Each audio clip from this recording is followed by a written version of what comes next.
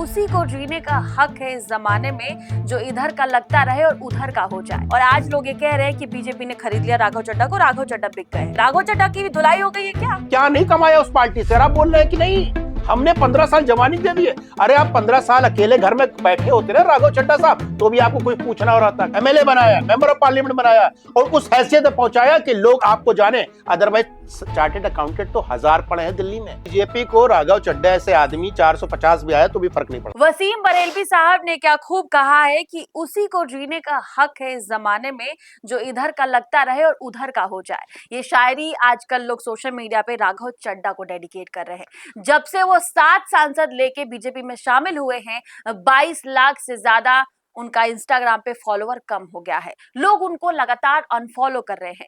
क्या बदलने आए हैं बीजेपी में राघव चड्ढा? और क्या आम आदमी पार्टी वाकई भ्रष्ट पार्टी हो गई है या आम आदमी पार्टी में टॉक्सिक माहौल हो गया है? इसी को जानेंगे और समझेंगे। नमस्कार, आप सब देख रहे हैं देश पक्ष। मेरा नाम खुशी चौधरी है। इसी विषय पे विस्तार से चर्चा करने के लिए हमारे सहयोगी संजय राणा जी मौजूद है स्टूडियो में। राघव चड्ढा पहले कहते थे कि आम आदमी पार्टी अच्छी नहीं है, गुंडों की पार्टी है, तमाम बुराइयां करते थे, लेकिन आज आम आदमी पार्टी छोड़कर बीजेपी का दामन थाम लिया है राघव चड्ढा ने। सर, क्या कुछ कहेंगे?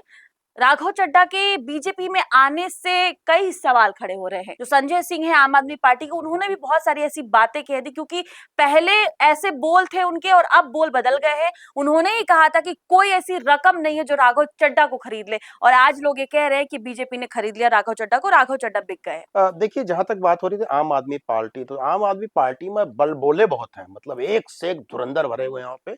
और बातें सुन लीजिए, लगता है कि किला फतह कर देंगे और जमीन को आसमान से मिला देंगे। चाहे वो संजय सिंह हो, चाहे राघव जी थे, चाहे वो केजरीवाल साहब हो, चाहे कोई भी हो। आज के दिन में संजय सिंह का जिसमें आपने लिया, संजय सिंह ही एक ऐसे व्यक्ति बचे हैं जो आम आदमी पार्टी की नैया को पार कराने की कोशिश कर रहे हैं। अब आते हैं मुख्य प्रश्न में कि राघव चड्ढा भारतीय जनता पार्टी ज्वाइन करा के क्या बदल देगा? अरे भारतीय जनता पार्टी में कुछ नहीं बदलेगा। वो अपनी अपनी राजनीति गोटी सेट करने आए हैं, अपनी राजनीति को सेट करने आए। अदरवाइज उनको यहाँ पे आने और ना आने से भारतीय जनता पार्टी को कोई फर्क नहीं पड़ता। राघव चड्ढा जब प्रेस कॉन्फ्रेंस कर रहे थे संजय जी, तो उन्होंने कहा कि मैं सही व्यक्ति था लेकिन गलत पार्टी में था, अब मैं सही जगह पर आ गया हूं। तो बीजेपी में तमाम ऐसे लीडर हैं, लेकिन अगर देखा जाए तो आम आदमी पार्टी में एक अलग चेहरा थे राघव चड्ढा। और लोग ही तो छोड़िए, उनको यूथ इतना पसंद कर रहा था क्योंकि वो आम मुद्दे उठा रहे थे। और जितनी भी करप्ट लोग हैं वो बीजेपी में आते हैं और डिटर्जेंट से धुल जाते हैं। राघव चड्ढा की भी धुलाई हो गई है क्या, ऐसा लोग पूछ रहे हैं। देखिए, भारतीय जनता पार्टी को उसमें आपको लाना ही नहीं चाहिए। देखिए, भारतीय जनता पार्टी तो नहीं कहती आप मेरे पास ज्वाइन कीजिए, मैं आपको मशीन में डालूंगा, उड़ेलूंगा, पलटूंगा और आप साफ सुथरे हो जाओगे। ये बताइए, अगर आम आदमी पार्टी ये सही थी, इन्होंने बोला मैं सही था और गलत पार्टी में, तो क्या 15 साल से झुंझुना बजा रहे थे? वहां झुंझुना बजा नहीं रहे थे भाई। 15 साल पहले आप कौन थे? आपकी हैसियत क्या थी? शून्य थे आप, कुछ नहीं थे। नहीं, उन्होंने कहा कि मैंने आम आदमी थे, वो कुछ नहीं थे। कहा कि मैंने अपने जवानी के 15 साल दिए उस पार्टी को।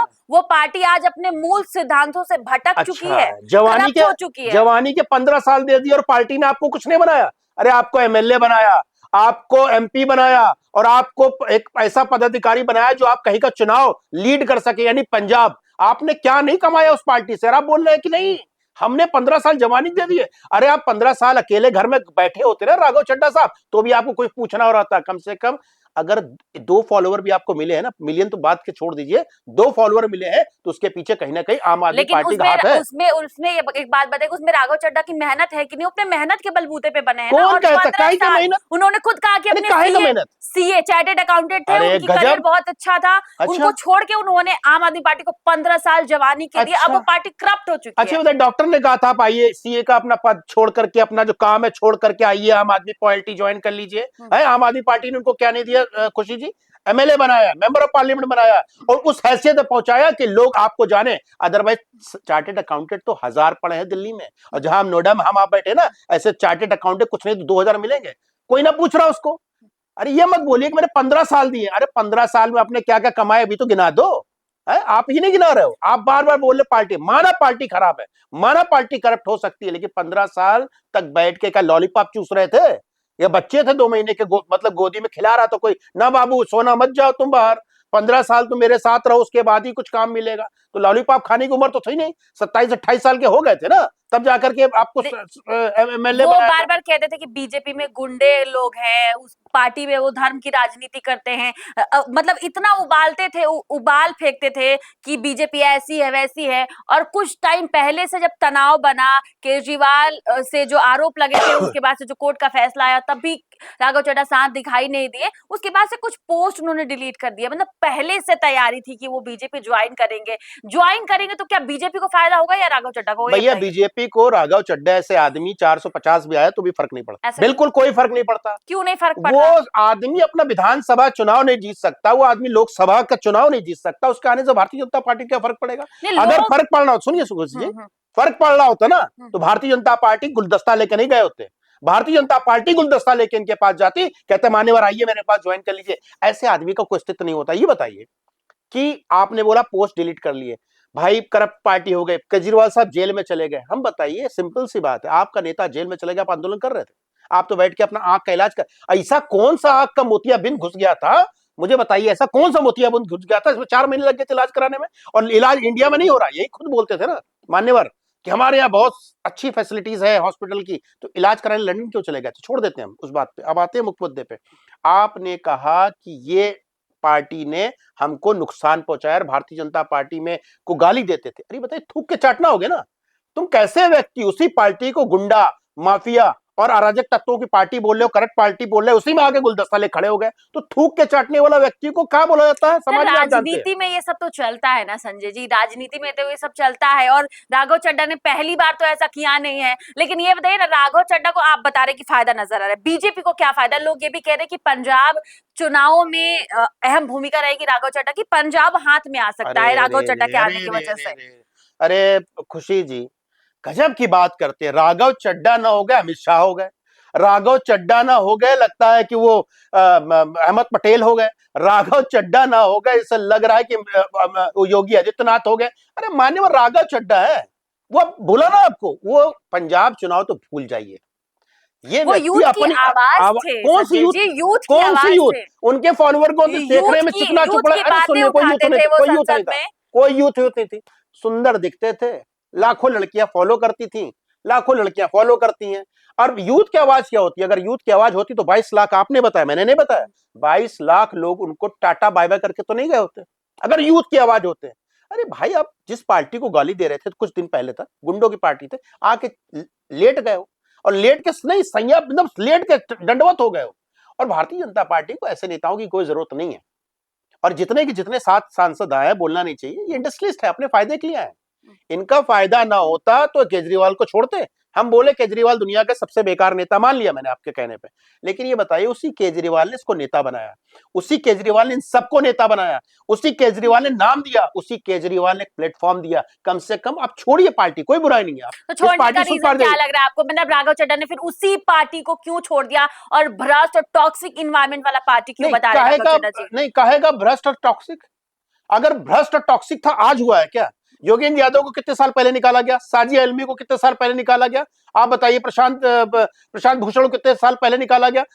अपने जो कुमार विश्वास, उनको कितने साल पहले छोड़ दिया था? तो क्या तब तक आप सो रहे थे? काहे की भ्रष्ट पार्टी? अगर भ्रष्ट थी तो पंजाब के इलेक्शन से पहले छोड़ देना चाहिए था, भ्रष्ट थी तो कमाई से पहले छोड़ देना चाहिए था। देखो, पहले मीठा मीठा गप गप, कड़वा कड़वा थू थू नहीं होता है। तो राघव चड्ढा को महान मत बनाइए। राघव चड्ढा देखने में सुंदर हो सकते हैं, उनकी फैन फॉलोइंग हो सकती है, लेकिन काम ऐसे कुछ नहीं है। जो आप प्रश्न बता रहे हैं ना, पार्लियामेंट में पूछे, वो पार्लियामेंट में ऑलरेडी 1 महीने पहले पारित हो चुका था, सब चीज हो चुकी थी।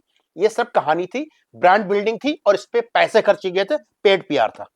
अच्छा देखिए, तमाम ऐसे सोशल मीडिया पे हैशटैग चल रहे हैं कि राघव चड्ढा इधर के लगते थे उधर के हो गए। तमाम शायरी, तमाम मीम सोशल मीडिया पे राघव चड्ढा के नाम से ट्रेंड हो रहा है कि राघव चड्ढा लगा था कि आम लोगों की आवाज बन रहे हैं, आम लोगों के मुद्दे को उठा रहे हैं, और शायद ये मुद्दा और बड़ा हो और बदलाव हो कुछ समाज में। कुछ चीजें बदलते हुए दिखी, जैसे एयरपोर्ट पर कुछ रेट कम हुए, लेकिन उसके अलावा कोई बदलाव नहीं हुआ। लेकिन आज के यूथ के नजर में राघव चड्ढा हीरो बन गए थे, लेकिन वो फिर से बीजेपी में चले गए। और लोगों का कहना यह भी है कि बीजेपी वो पार्टी है जो अपने डिटर्जेंट से लोगों के जो अपराध हैं, जो लोगों की पुराना बाप रे। रिकॉर्ड है, उसको धो देती है। तो क्या राघव चड्ढा धुल गए? और मुझे लगता है कि कैमरे के उस पार बैठे लोग जो हमें देख रहे हैं, सुन रहे हैं, वो और भी ज्यादा समझदार है और उनको ये बात समझ आ रही होगी कि राघव चड्ढा ने आम आदमी पार्टी क्यों छोड़ी और क्या अब वो करने वाले हैं। वो तो आने वाले दिनों में देखने वाली बात होगी कि राघव चड्ढा बीजेपी में क्या भूमिका निभाते हैं।